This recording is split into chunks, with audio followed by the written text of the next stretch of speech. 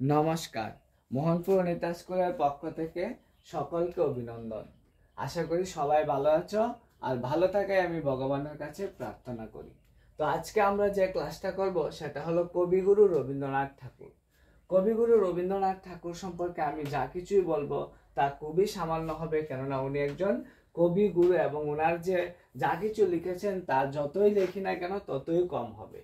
যাই হোক, আর কথা না বাড়িয়ে আমরা ক্লাসের মূল বিষয়ের দিকে চলে যাই।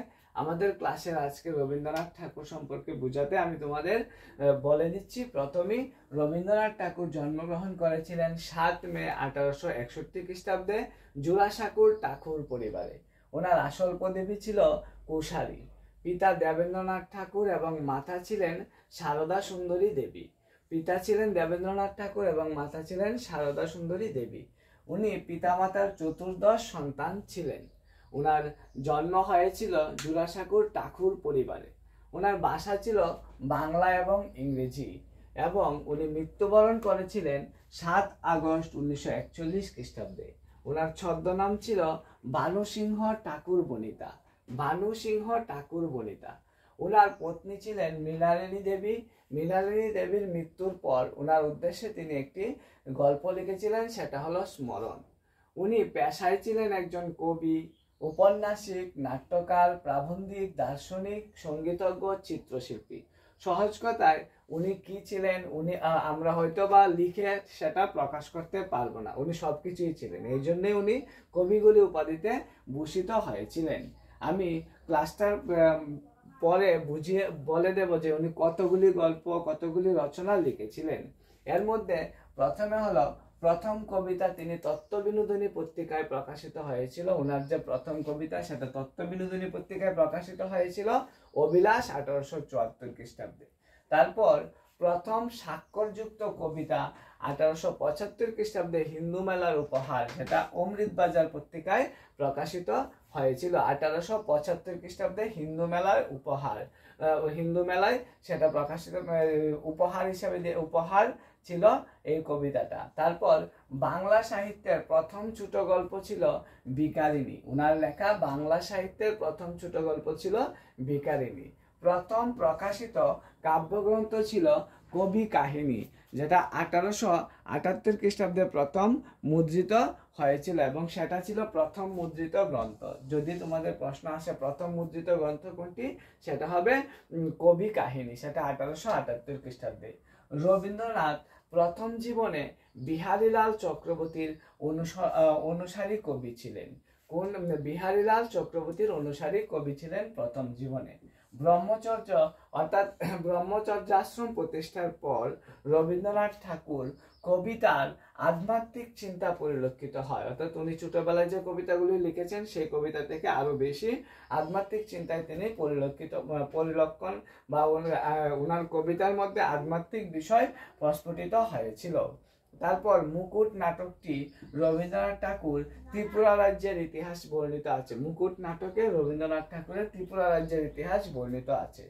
ইংরেজি গীতাঞ্জলি, যেটার নাম ছিল সং অফারিং, 1913 খ্রিস্টাব্দে প্রকাশিত হয়, এবং এই ইংরেজি গীতাঞ্জলি কাব্যের জন্য তিনি নোবেল পুরস্কার পেয়েছিলেন ইংরেজদের কাছ থেকে 1915 খ্রিস্টাব্দে, এবং সেটা ত্যাগ করেছিলেন 1919 খ্রিস্টাব্দে। তোমাদের অবশ্যই প্রশ্নটা আসতে পারে যে গীতাঞ্জলি কাব্যটি কবে লেখা হয়েছিল? 1913 খ্রিস্টাব্দে। কোন কাব্যের জন্য রবীন্দ্রনাথ নোবেল পুরস্কার পায়? গীতাঞ্জলি কাব্যের জন্য। গীতাঞ্জলি কাব্যটির ইংরেজি নাম কি ছিল? Song offering. কবে রবীন্দ্রনাথ ঠাকুর নোবেল পুরস্কার পেয়েছিলেন বা স্যার উপাধি গ্রহণ করেছিলেন? সেটা হলো কি 1915 খ্রিস্টাব্দে, এবং ত্যাগ করেছিলেন 1919 খ্রিস্টাব্দে। রবীন্দ্রনাথ ঠাকুর নাইট উপাধিতে ভূষিত হয়েছেন। নাইট বলতে স্যার উপাধি। নাইট উপাধিতে ভূষিত হয়েছিলেন 1915 খ্রিস্টাব্দে, এবং ওটা ত্যাগ করেছিলেন 1919 খ্রিস্টাব্দে। রবীন্দ্রনাথ ঠাকুর রচিত শেষ কবিতা ছিল তোমার সৃষ্টির পথ, অর্থাৎ এটা তার মৃত্যুর পর প্রকাশিত হয়েছিল। 8 দিন পূর্বে মৌখিকভাবে সেটা রচনা করেছিলেন তিনি। 8 দিন অর্থাৎ দেখা যায় তারপর আরেকটা হলো প্রায়শ্চিত্ত, বড় ঠাকুরানীর হাট উপন্যাসে লেখা, অর্থাৎ রবীন্দ্রনাথ ঠাকুরের প্রায়শ্চিত্ত, যেটা বড় ঠাকুরানীর উপন্যাসে লেখা রয়েছে। 1890 খ্রিস্টাব্দে তৎকালীন পূর্ববঙ্গ বা বর্ধমান সিরাজগঞ্জের শাহজাদপুরে বসে রবীন্দ্রনাথ ঠাকুর বিসর্জন নাটকটি লিখেছিলেন। ওনার শেষ রক্ষা গুড়ায় গলদ নাটকের অভিনয়যোগ্য রূপ নিয়েছিল। তারপর হলো নাট্যকাব্য চিত্রাঙ্গদা প্রকাশিত হয় 1892 খ্রিস্টাব্দে। একটি আষাঢ়ে গল্পের নাট্যরূপ তাসের দেশ, সেটাও রবীন্দ্রনাথ ঠাকুরের লেখা। তিনি সাধনা পত্রিকার সম্পাদনা করতেন। বিজ্ঞান বিষয়ক প্রবন্ধ বিশ্ব পরিচয় 1937 খ্রিস্টাব্দে প্রকাশিত হয়েছিল। মনস্তাত্ত্বিক উপন্যাস হিসাবে চোখের বালি 1903 খ্রিস্টাব্দে প্রকাশিত হয়েছিল। তপতী নাটকটি রবীন্দ্রনাথ ঠাকুরের মৃত্যুর পর প্রকাশিত হয়। তপতী নাটকও ওনারই লেখা, সেটা রবীন্দ্রনাথের মৃত্যুর পর প্রকাশিত হয়েছিল।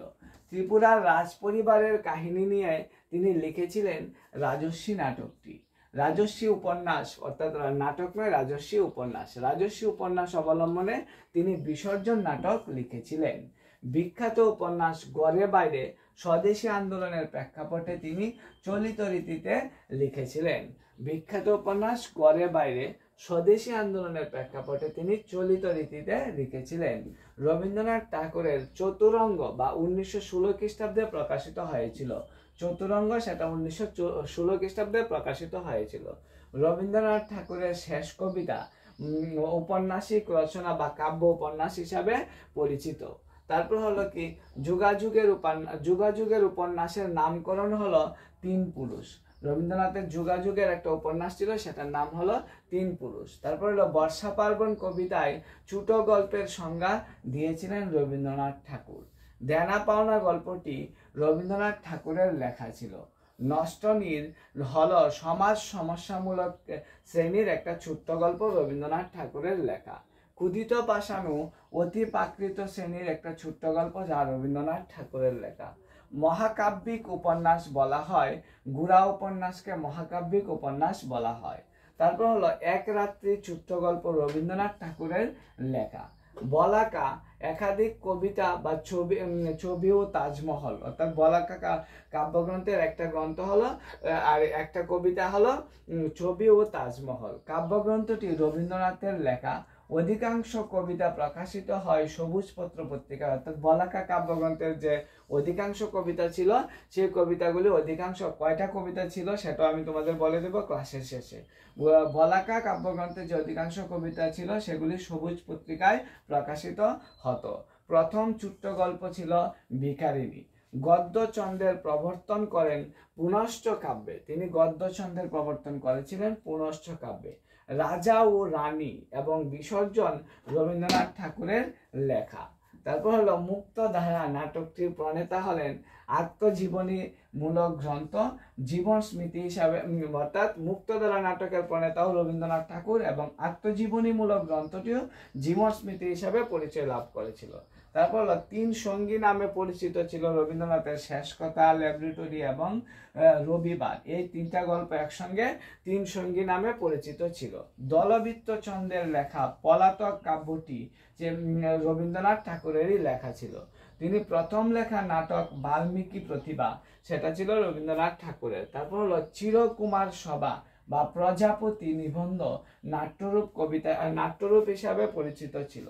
বাল্মীকি প্রতিভা গীতিনাট্য রবীন্দ্রনাথ ঠাকুরের বিহারীলাল চক্রবর্তীকে ভোরের পাখি বলে অভিহিত করেছিলেন, অর্থাৎ বিহারীলাল চক্রবর্তী অনুসরণেই তিনি প্রথম লিখেছিলেন।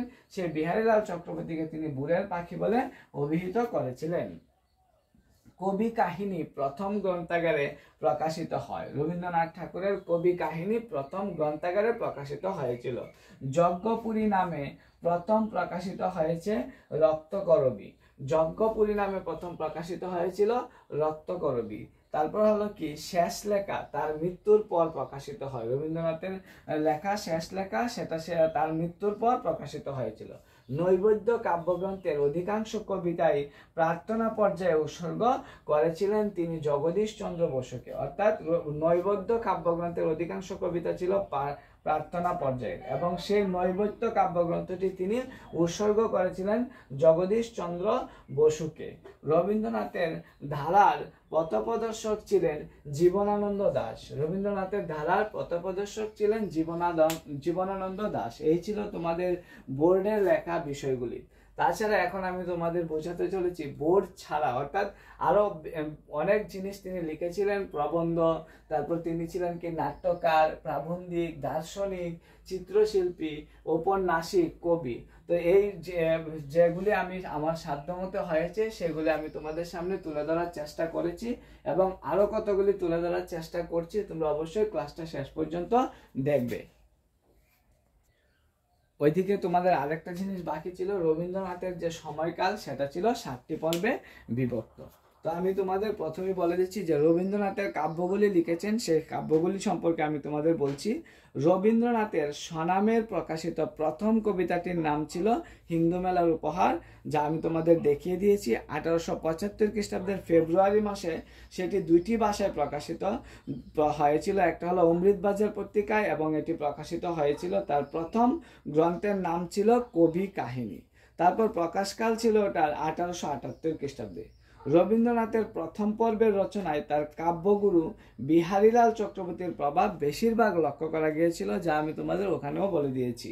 1882 খ্রিস্টাব্দে প্রকাশিত হয়েছিল সন্ধ্যা সঙ্গীত নামের কাব্যটি। তার থেকে নিজস্ব রচনা শৈলীর সন্ধান পাওয়া যায়।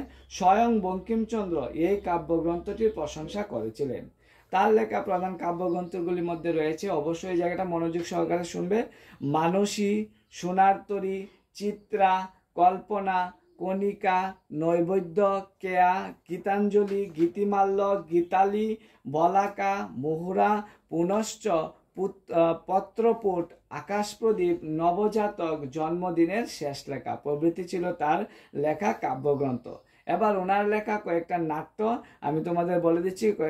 নাটকের মধ্যে রয়েছে রবীন্দ্রনাথের যে লেখা কয়েকটা নাটক, সেটি হলো, প্রথম নাটক হলো রুদ্রচন্দ্র, তারপর গীতিনাট্য বাল্মীকি প্রতিভা, রাজা ও রানী, বিসর্জন, শারদোৎসব, ডাকঘর, রাজা, ফাল্গুনী, মুক্তধারা, রক্তকরবী প্রভৃতি ছিল তার উল্লেখযোগ্য নাটক। এর মধ্যে কয়েকটা নাটকের উল্লেখ আমি এখানে করেছি। তারপর হলো ওনার লেখা কয়েকটা উপন্যাস। উপন্যাসের মধ্যে প্রথম উপন্যাস ছিল করুণা, তারপর আছে চোখের বালি, গুড়া, চতুরঙ্গ, যোগাযোগ, শেষের কবিতা, 4 অধ্যায়, নৌকাডুবি প্রভৃতি ছিল তার লেখা কয়েকটি অমূল্য সম্পদ বা উপন্যাস। ঠিক আছে। তারপর হলো উনি অনেকগুলি ছোট গল্পও লিখেছিলেন। ছোট গল্পের মধ্যে উল্লেখযোগ্য ছিল পোস্টমাস্টার, নষ্টনীর, দেনা পাওনা, অতিথি, ছুটি, ক্ষুধিত পাষাণ, গুপ্তধন, নিশীতে প্রভৃতি ছিল তার ছোট গল্প। তারপর ওনার লেখা কয়েকটি প্রবন্ধও ছিল। প্রবন্ধের মধ্যে উল্লেখযোগ্য ছিল চারিত্র পূজা, সাহিত্য, সাহিত্যের পথে, স্বদেশ, সমাজ, শিক্ষা, মানুষের ধর্ম, কালান্তর প্রভৃতি তার উল্লেখযোগ্য প্রবন্ধ ছিল। এছাড়াও তিনি পত্র সাহিত্য এবং ভ্রমণ সাহিত্যের মধ্য দিয়েও রবীন্দ্র প্রতিভার উজ্জ্বল প্রকাশ পাওয়া গিয়েছিল। যেমন ধরো, গীতাঞ্জলি কাব্যটি 157টি কবিতার মধ্যে 53টি, এবং গীতিমাল্য, নৈবেদ্য, খেয়া, শিশু, অচলায়তন ইত্যাদি গ্রন্থে 50টি কবিতা সহ মোট 103টি কবিতা ও গানের স্ব-অনুদিত ইংরেজি কাব্যানুবাদ গীতাঞ্জলি এর জন্য 1913 খ্রিস্টাব্দের 13 নভেম্বর তিনি নোবেল পুরস্কার পেয়েছিলেন। অবশেষে 1941 খ্রিস্টাব্দের 7 আগস্ট তিনি, যারা বাংলায় ছিল 1348 খ্রিস্টাব্দে 22 শ্রাবণ দুপুর 12:10 জোড়াসাগর এর মৃত্যু হয়েছিল। অর্থাৎ জোড়াসাগর ঠাকুর পরিবারে রবীন্দ্রনাথ ঠাকুরের মৃত্যু হয়েছিল। তো আমার সাধ্যে যতটুকু ছিল আমি আপ্রাণ চেষ্টা করেছি তোমাদের সামনে তুলে ধরার জন্য। তোমরা অবশ্যই চেষ্টা করবে সেগুলিকে অনুসরণ করার জন্য। তবু আমি আবারও একবার প্রথম জায়গাটা তোমাদের বলে দিচ্ছি। রবীন্দ্রনাথ ঠাকুর 7 মে 1861 খ্রিস্টাব্দে জন্মগ্রহণ করেছিলেন জোড়াসাঁকোর ঠাকুর পরিবারে। ওনার আসল পদবি ছিল, কলকাতায় জন্মগ্রহণ করেছিলেন। ওনার আসল পদবি ছিল কুশারী। পিতা ছিলেন দেবেন্দ্রনাথ ঠাকুর, মাতা ছিলেন সারদা সুন্দরী দেবী। উনি ছিলেন পিতা মাতার চতুর্দশ সন্তান। ওনার মৃত্যু হয়েছিল 7 আগস্ট 1941 খ্রিস্টাব্দে। ওনার ছদ্মনাম ছিল বানুসিংহ ঠাকুর বলিতা। ওনার ভাষা ছিল বাংলা এবং ইংরেজি।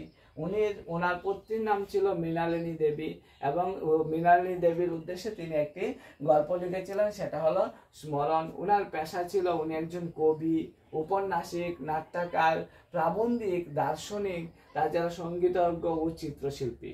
ওনার যে প্রথম প্রাথমিক জীবন কিভাবে শুরু হয়েছিল সেই সম্পর্কে আমি তোমাদেরকে ওই জায়গাটায় জানাইনি, এবং সেই সম্পর্কে তোমরা অবশ্যই, উনি কবে প্রথম ইংল্যান্ড গিয়েছিলেন, কত বছর বয়সে উনি কবিতা লেখা শুরু করেছেন, এইসব বিষয় নিয়ে তোমাদেরকে আমি অন্য একটা ক্লাসে বুঝিয়ে দেবো। এখানে শুধু যে কমন প্রশ্নগুলি রয়েছে সেই কমন প্রশ্নগুলি আমি তোমাদেরকে তুলে ধরার চেষ্টা করেছি। সবাই ভালো থাকবে, নমস্কার।